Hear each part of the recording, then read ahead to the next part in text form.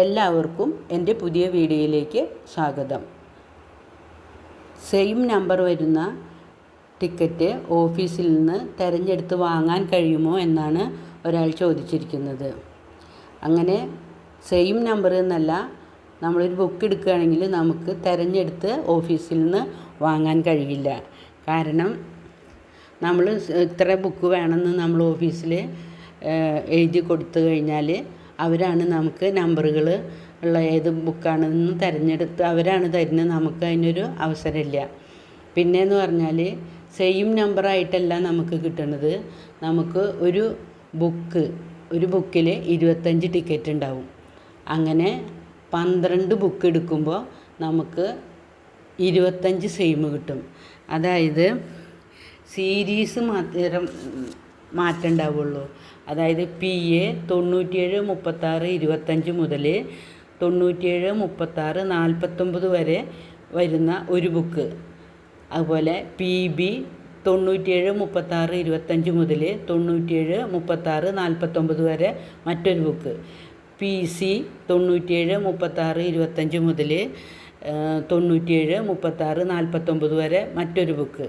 PD 97 36 25 മുതൽ 97 36 49 വരെ വേറൊരു ബുക്ക്.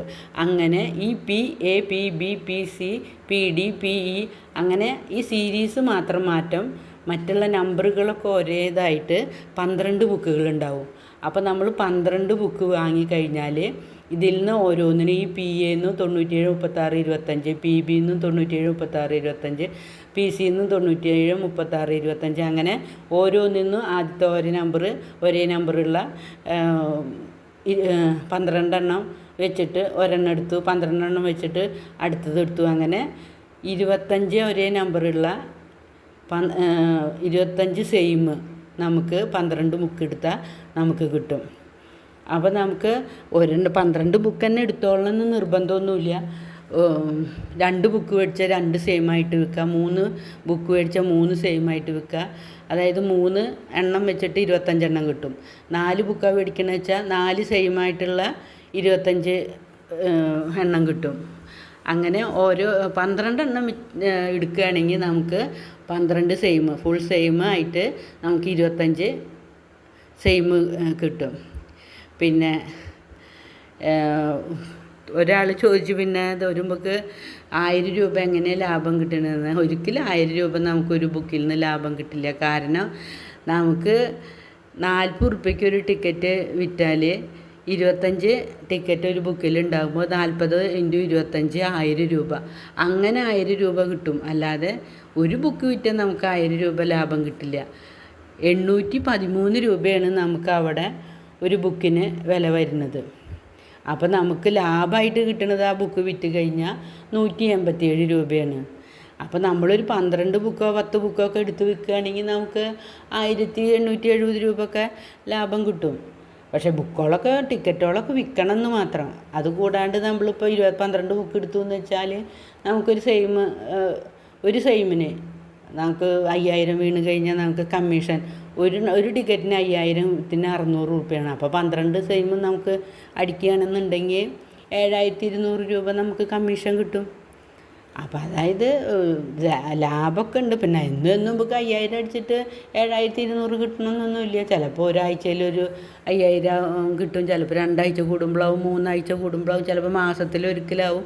അതൊക്കെ നമ്മുടെ ഭാഗ്യം പോലെ ഇരിക്കും. അല്ലാതെ നമ്മളിപ്പോൾ ഇന്നിപ്പോൾ ഒരു 12 ബുക്ക് എടുത്ത് നമുക്ക് കിട്ടിയില്ല വെച്ചിട്ട് വിചാരിച്ചിട്ടും കാര്യമില്ല. പക്ഷേ നമ്മൾ 12 ബുക്ക് നമുക്ക് വിൽക്കാൻ പറ്റുകയാണെങ്കിൽ നമുക്ക് 72,000 രൂപ വിറ്റാനത്തിൽ നമുക്ക് കിട്ടും. അപ്പം അങ്ങനെ ഒരു വിൽപ്പനയ്ക്ക് സാധ്യത ഉണ്ടെങ്കിൽ നമുക്കിത് ലാഭം തന്നെയാണ്. അപ്പം നമുക്കത് കച്ചവടത്തിന് നഷ്ടം വരില്ല. അതേസമയം നമ്മുടെ കയ്യിലിരുന്ന് ടിക്കറ്റ് അവിടെ ഇരിക്കുകയാണെങ്കിൽ നമുക്ക് നഷ്ടം തന്നെ വരും. അടിച്ചാൽ മാത്രമേ നമുക്ക് ആ പൈസ ഒരു 5000 അടിക്കുകയാണെങ്കിൽ, അപ്പം ഇവിടെ കയ്യിലിരിക്കുന്ന ടിക്കറ്റിന് 5000 അടിക്കുകയാണെങ്കിൽ നമുക്കത് 5000 ഉറുപ്പ്യയും കിട്ടും, കമ്മീഷനും കിട്ടും. അല്ലാതെ എങ്ങനെ വരികയാണെങ്കിൽ അത് നമുക്ക് കയ്യിൽ ഇരുന്നിട്ട് ടിക്കറ്റിന് പ്രൈസ് അടിച്ചില്ലെങ്കിൽ ആ പൈസ നഷ്ടം തന്നെയാണ്. അപ്പോൾ അതുകൊണ്ട് കയ്യിൽ ഇരുന്നിട്ട് നമുക്ക് പൈസക്ക് ലാഭം ഉണ്ടാവില്ല. അത് വിറ്റ് ഒഴിവാക്കി തന്നെ വേണം. അത് ഭാഗ്യം ഉണ്ടെങ്കിൽ നമ്മുടെ കയ്യിലിരിക്കുന്ന ടിക്കറ്റ് കിട്ടുള്ളൂ. അപ്പോൾ എല്ലാവർക്കും ഇന്നത്തെ എൻ്റെ വീഡിയോ ഇഷ്ടപ്പെട്ടു എന്ന് വിചാരിക്കുന്നു. എല്ലാവരും സബ്സ്ക്രൈബ് ചെയ്യുക, ലൈക്ക് ചെയ്യുക, ഷെയർ ചെയ്യുക, കമൻറ്റ് ചെയ്യുക. നന്ദി, നമസ്കാരം.